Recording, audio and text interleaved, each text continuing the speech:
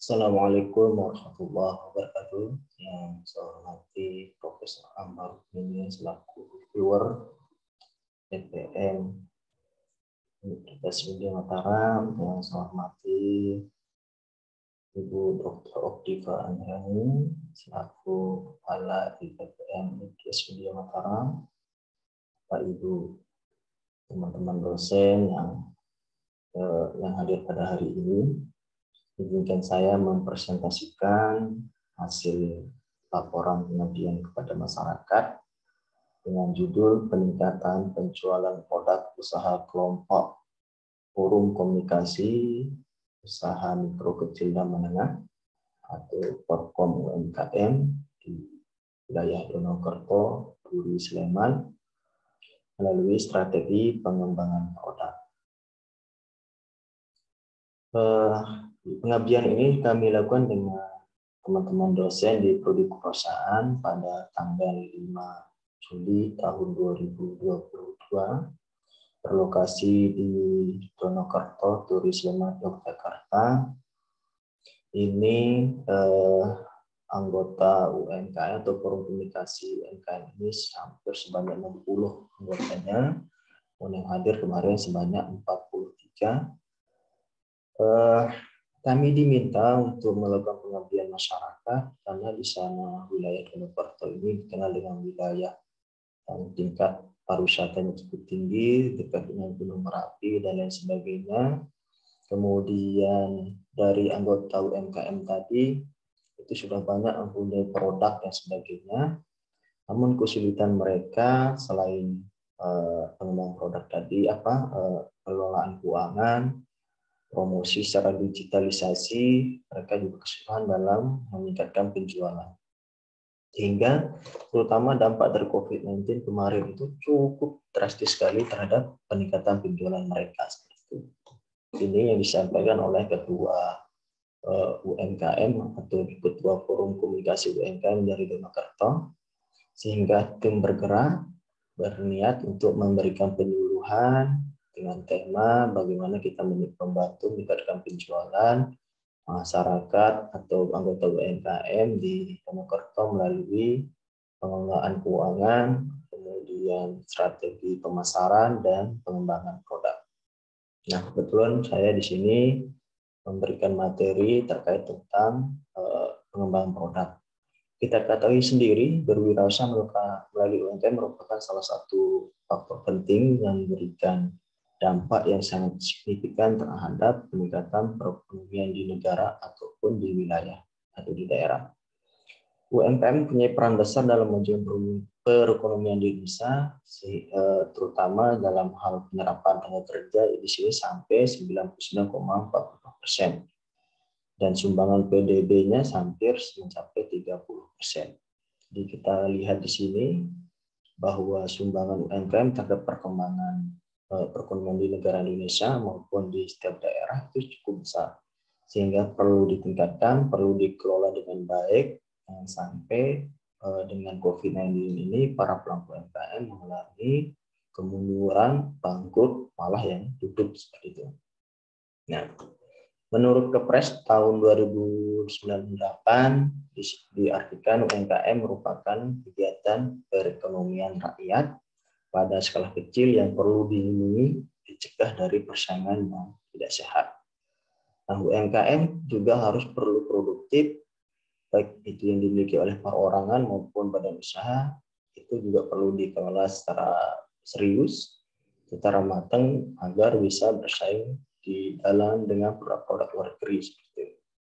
Nah, bagaimana peran UMKM terhadap perekonomian Indonesia ini? Dari data Kominfo yang saya dapatkan di sini, jumlah UMKM di negara Indonesia hampir 64,2 juta, yang berjualan secara daring itu 17,1%, berkontribusi terhadap PDB ini 56 sampai 9%, penyerapan investasi malah sampai 50%, total lapangan kerja yang disumbangkan seperti yang saya katakan tadi itu hampir sampai 99%, menyerap angkatan kerja 97% UMKM, kemudian penyerapan dalam bidang pertanian, peternakan, kehutanan, 49%, dan dalam bidang perdagangan itu 29%.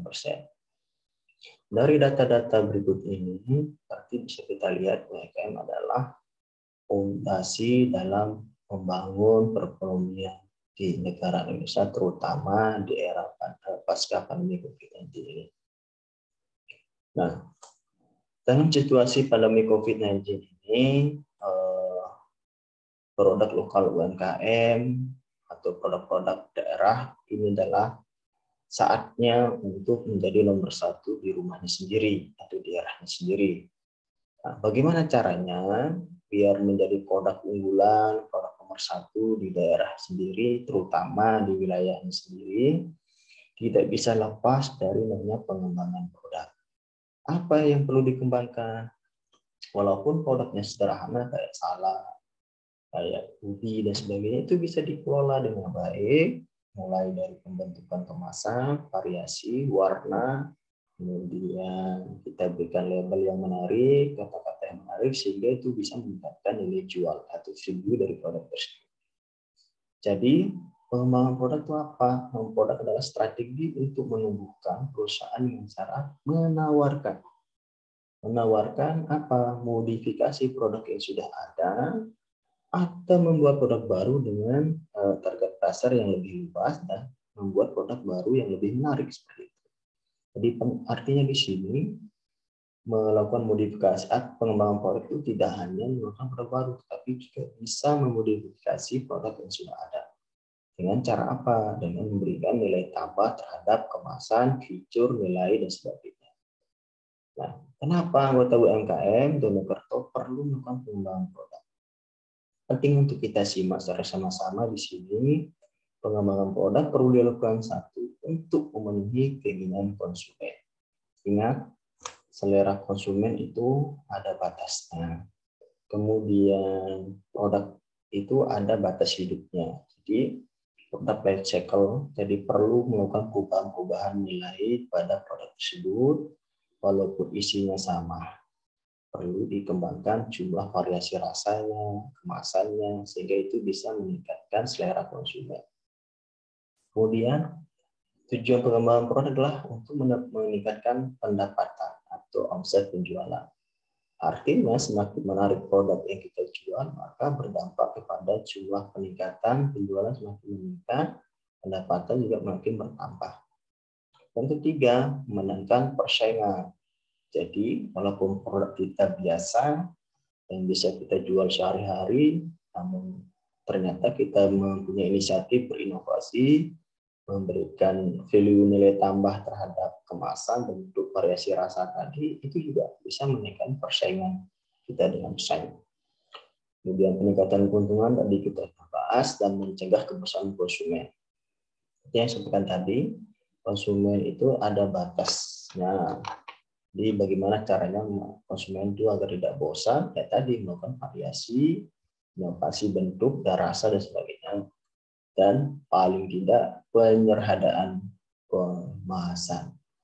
Kemasan itu adalah hal yang pertama kali yang dilihat oleh para konsumen. Pada saat mereka ingin beli produk kita, yang paling langsung pertama kali dilihat adalah kemasannya. Sehingga produk kita itu harus dikasih baju yang menarik, kasih bedak yang menarik, dan seperti itu biar konsumen dari jauh itu sudah kelihatan, oh produknya bagus. Dari dilihat dari jauh pun sudah tertarik. Ibarat kita melihat cewek langsung sekali pandang langsung tertarik kan gitu. Nah itulah bagaimana caranya kita berikan nilai tambahan yang seperti itu. Dari jauh, dari sudah kelihatan produk kita mempunyai nilai yang berbeda, mempunyai kecantikan dan sebagainya, sehingga calon konsumen ini atau calon pembeli ini langsung kesengsem atau tertarik dan gitu untuk membeli produk kita. Nah, selanjutnya bagaimana sih strategi pengembangan produk yang sesuai dengan kebutuhan konsumen? Yang pertama adalah menambah dan terus lini produk. Nah, lini produk ini tadi dari beberapa jenis fitur ya, baik itu kemasan, bentuk, variasi rasa, itu bisa kita lakukan. Nilai varian rasanya atau menambahkan warna, tapi jangan terlalu banyak ya variasi warnanya, nanti malah makin jelek. Kemudian kedua, menambah produk yang ada. Sekiranya dari beberapa produk yang sudah ada itu sudah ibaratnya kita yakinkan konsumen kita sudah bosan. Kalau sudah bosan, berarti itulah saatnya kita perlu menambah jenis atau menambah produk yang ada lagi. Kemudian meniru strategi pesaing, artinya di sini jangan tiru 100%.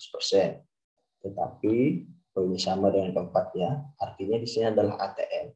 Amati, tiru, dan modifikasi. Jangan tiru 100%. Bagaimana caranya kita meniru, tetapi kita juga meningkatkan value terhadap produk tersebut. Jangan sama persis. Kalau sama persis bukan menjadi pemenang namanya, tapi menjadi pengikut. Bagaimana caranya menjadi seorang the winner? Menambahkan nilai lebih, nilai jual lebih terhadap produk tersebut, sehingga kita lebih unggul terhadap produk pesaing kan gitu. Nah, selanjutnya strategi pengembangan produk yang paling penting menjadi perhatian Bapak Ibu adalah di mana di sini yang perlu dilakukan adalah strategi pengembangan produk melalui inovasi pada kemasan. Karena kalau kita inovasi pada produk itu memang membutuhkan biaya yang cukup besar, terutama pada saat memperkenalkan produk baru itu perlu marketing pemasaran yang besar-besaran biar cepat diketahui masyarakat. Namun bagaimana caranya biar inovasi produk itu lebih mengenakan? Solusi yang terbaik adalah melalui kemasan. Coba Bapak Ibu atau teman-teman bisa memperhatikan Indomie itu sejak tahun 1952 itu tidak pernah ada Indomie yang rebonding kan itu lurus gitu. Produknya lurus itu belum pernah ada. Sampai detik ini hari ini ya Indomie bentuknya itu keriting dan keriting. Tapi apa yang membedakannya kok sampai hari ini Indomie itu masih laku keras di kalangan masyarakat, terutama kalangan mahasiswa. Nah, solusi atau strategi yang dilakukan Indomie adalah inovasi. Apa yang diinovasikan? Bukan dari segi bentuk produk, namun dari segi kemasannya. Kemasannya dikasih daya tarik, warna-warni, kemudian dikasih bumbu, jenis varian rasa dan sebagainya. Itulah yang memenangkan persaingan Indomie dengan produk-produk Indomie yang lain kan gitu. Nah, jadi dalam inovasi pengembangan produk melalui kemasan yang perlu diperhatikan adalah pertama inovasi ukuran kemasan. Nah, konsumen paling senang kalau memang dengan kemasan yang besar dengan harga yang murah. Namun biasanya kalau hanya untuk sampel, tolong Bapak Ibu memperhatikannya ya kemasan dalam bentuk kecil dulu untuk uji coba. Sebelum dilepas ke pasar perlu dicoba dulu, perlu diperhatikan seberapa jauh respon. Makanya uji produk itu perlu dilakukan sebelum kita jual besar-besaran. Nah, setelah itu nanti dari kemasan juga perlu memberikan variasi kan gitu, variasi rasa dan rasa. Jadi jangan salah Bapak Ibu harus memperhatikan namanya inovasi ukuran kemasan. Jadi ada ukuran kecil, sasetan, ada mungkin dalam bentuk botol, ada dalam bentuk kaleng dan sebagainya. Itu penting sekali biar bisa memudahkan konsumen nanti itu membeli. Karena ada konsumen yang hanya butuh sedikit sehingga dia beli yang kecil, atau untuk stok yang lama butuh yang besar. Itu kita perhatikan. Jangan hanya memproduksi produk yang besar, barang yang besar, namun tidak ada yang kecil. Contohnya Aqua sekarang dari yang besar sampai yang kecil tersedia. Itu sesuai dengan kebutuhan dari customer. Kemudian inovasi warna kemasan. Yang tadi saya sampaikan, nanti jangan sampai kita hanya kasih warna hitam saja atau putih saja. Namun silahkan diinovasikan, mungkin ada warna-warni yang menarik sesuai dengan kebutuhan, kira-kira warna merah, warna pink, warna jingga itu ada maknanya kayak gitu. Karena kalau putih biasanya itu dipakai putih dan biru itu menandakan bahwa itulah segar. Kalau merah berarti panas atau kayak cabai, contohnya itu kemasannya merah berarti itu produk pedas dan sebagainya. Kalau kuning biasanya itu menandakan bahwa itulah produk yang untuk orang-orang yang kira-kira senang yang berwarna-warni dan sebagainya. Jadi silahkan nanti diperhatikan warnanya. Kemudian inovasi terkait tentang bahan kemasan. Kalau bisa, kalau produk makanan dan sebagainya, jangan hanya kemasan plastik biasa, seperti mungkin ada kuarto dan sebagainya yang bisa digunakan. Jadi perhatikan bahan itu juga penting, karena apa? Tidak hanya kemasan saat ini tidak hanya melindungi produk, tapi daya tahan produk di dalamnya juga diperhatikan, yang sampai belum seminggu sudah rusak, itu diperhatikan.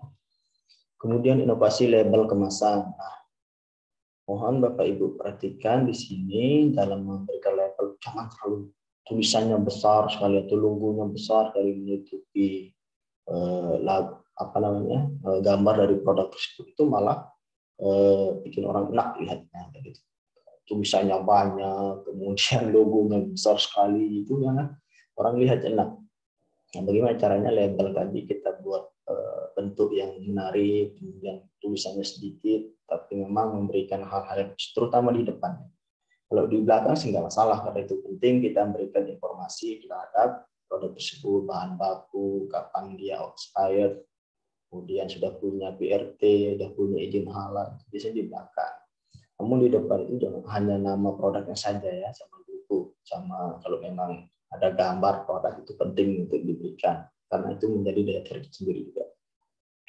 Kemudian yang perlu kita lakukan juga adalah inovasi bentuk kemasan. Nah, ini penting juga ya, terkait inovasi bentuk kemasan tadi, terutama ini terkait segmentasi pasar kita, apakah untuk anak-anak, berarti bentuk kemasan adalah biasanya terkait hero untuk yang anak laki-laki, untuk yang cewek biasanya terkait femininnya, untuk gambar-gambar yang menarik sehingga itu daya tarik untuk anak, terutama untuk anak-anak kecil ya, bisa memberikan inovasi dari segi bentuknya. Kemudian untuk orang tua, terutama ibu-ibu, biasanya bentuk kemasan yang perlu kita perhatikan adalah kemudahan. Kemudahan untuk membawanya, karena sekarang banyak kemasan yang ada tempat tangan jari kita untuk membawanya, kemudian kemudahan untuk membuka. Karena sekarang kemasan plastik itu ada juga yang menggunakan tutup, ada juga yang kita sudah dikasih tahu di mana letak kita buka produk, itu sudah ada. Jadi itu juga menjadi pokok perhatian. Oke. Kemudian kenapa desain kemasan produk dapat meningkatkan penjualan? Karena dari segi fungsi tidak hanya menjadi penutup atau menjadi pengaman produk, tetapi juga bisa membranding produk tersebut. Pertama, tadi sebenarnya melindungi produk, sekali lagi dengan kemasan yang bagus, berarti dapat melindungi produk juga. Yang kedua, kemasan menjadi keunikan dan diferensiasi. Dengan kita memberikan kemasan yang unik, menarik, itu bisa menjadi pembeda dari banyaknya produk yang tersedia. Ibaratnya produk kita masuk dalam supermarket, itu nanti ditaruh di beberapa jenis produk yang sama, namun dengan warna-warni dan kemasan kita yang unik, itu bisa menjadi pembeda. Sehingga konsumen pada saat datang masuk ke supermarket, lihat dari jauh itu, oh itu adalah produk kita yang diincarnya kan gitu, karena sudah ada kriteria dan keunikan yang kita berikan baik dari segi warna, bentuk, kemasan seperti itu. Kemudian yang ketiga adalah kemasan menjadi salah satu buying decision konsumen. Artinya di sini dengan kemasan yang unik tadi kita berikan kemudahan untuk membawanya, kita berikan kemudahan untuk membuka dan sebagainya. Itu menjadi salah satu faktor penentu konsumen mau membeli produk kita. Jadi dari kemudahan yang kita berikan tadi itu jadi keputusannya. Dengan variannya yang ada ukuran kecil, sedang, besar, ada warna-warni yang kita berikan, pilihan rasa, bentuk tadi, itu menjadi daya tarik tersendiri sehingga konsumen mau membeli produk kita. Jadi Ibu atau teman-teman harus bisa memperhatikan terkait tentang kemasan. Kemudian kemasan menjadi salah satu bagian dari promosi. Ya, betul sekali. Yang saya tadi, kalau kita buat dengan menarik, contohnya ketela atau singkong yang dibuat, biasanya di kampung kita rebus, sekarang singkong dibuat diiris-iris kecil, kemudian dibuntuk kemasan, ternyata itu laku keras juga. Kemudian setelah kita kemas dengan baik, sehingga daya ingat konsumen itu sangat kuat dengan rasa, bentuknya, sehingga ini menjadi bagian dari promosi. Nah, dalam kemasan tersebut kita cantumkan nama produk kita, bahan bakunya apa, kemudian alamatnya di mana, sehingga sekiranya kalau konsumen ingin membeli secara langsung itu bisa menghubungi kita atau datang ke tempat kita secara langsung. Nah, ini yang dimaksud dengan kemasan sebagai self promosi secara tidak langsung, kita bisa melakukan promosi di sana. Kemudian selanjutnya adalah kemasan menjadi media komunikasi dan informasi. Jadi selain dari kita bisa memberikan alamat dan sebagainya, jangan lupa nanti di kemasan tersebut jangan hanya kosongan Bapak Ibu, tapi perlu memberikan beberapa informasi terkait tentang bahan baku. Itu penting sekali. Kandungan dari bahan-bahan yang kita berikan apa saja untuk kesehatan, atau informasi bagi yang kira-kira kalau itu makanan yang ada kolesterol atau apa, itu tidak boleh memakan produk kita atau mencicipi produk kita, juga kita sampaikan.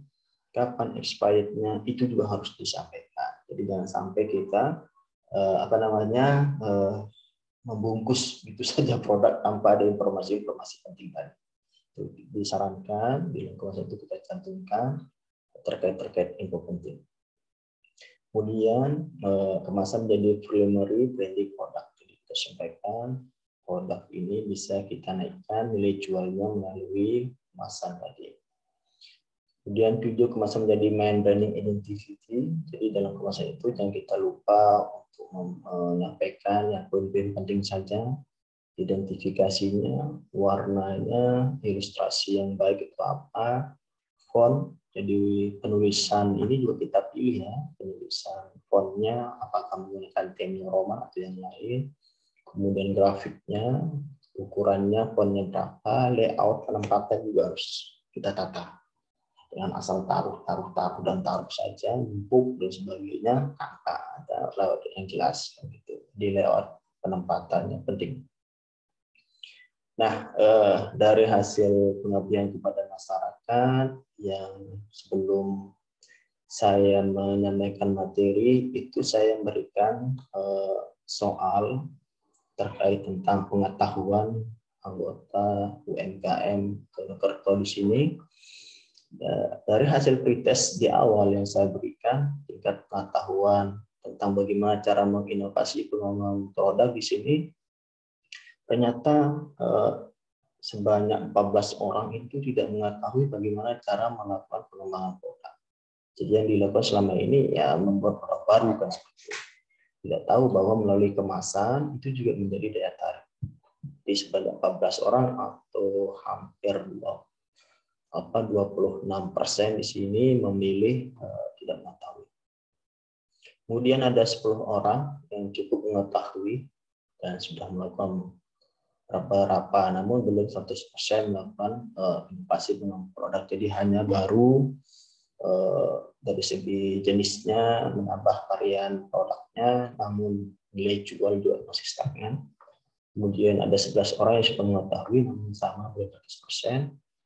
Ada 8 orang yang sangat mengetahui, namun tingkat pengembangan produk dilakukan yang tadi tidak dari segi pengemasannya, penempatan fontnya, warna-warni yang cukup yang sesuai dengan produk makanan, minuman itu belum diketahui, asal dibuat produk boleh dikemas gitu saja.